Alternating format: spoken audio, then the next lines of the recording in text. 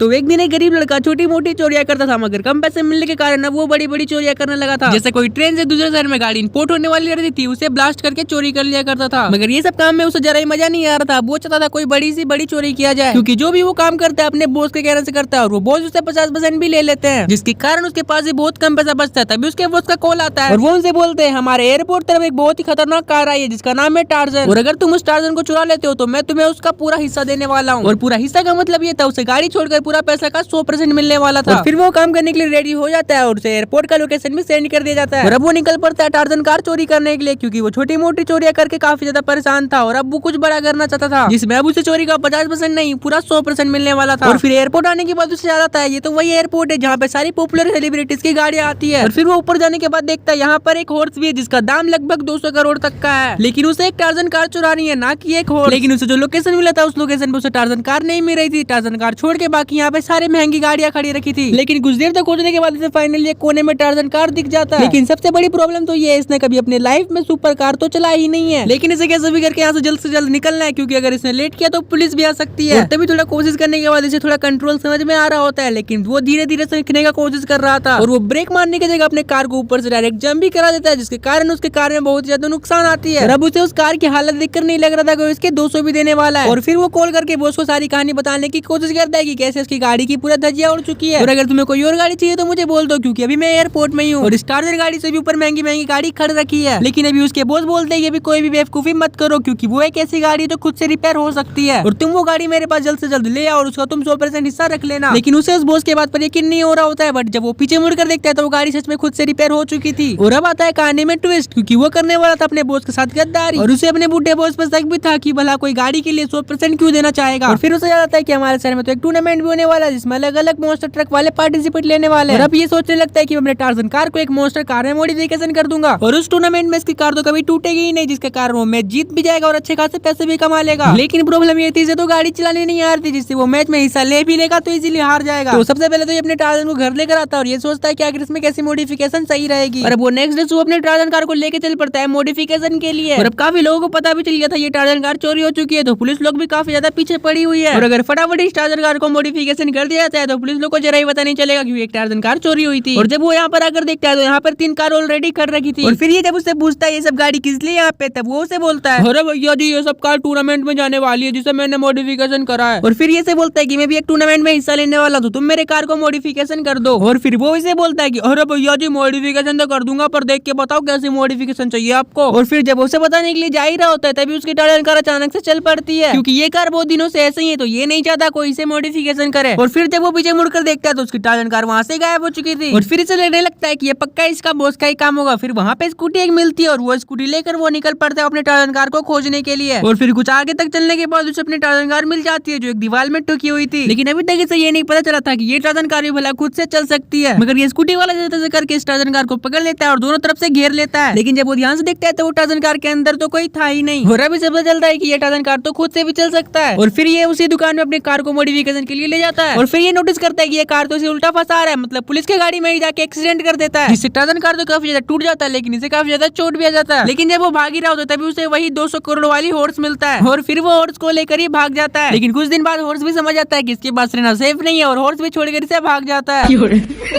भाई देव आज के लिए इतने और हम लोग इस कहानी से क्या सीखते हैं आप लोग कमेंट सेक्शन में जरूर बताना। और आज के लिए इतने और मिलते हैं नेक्स्ट वीडियो में, तब तक के लिए बाय बाय, टेक केयर।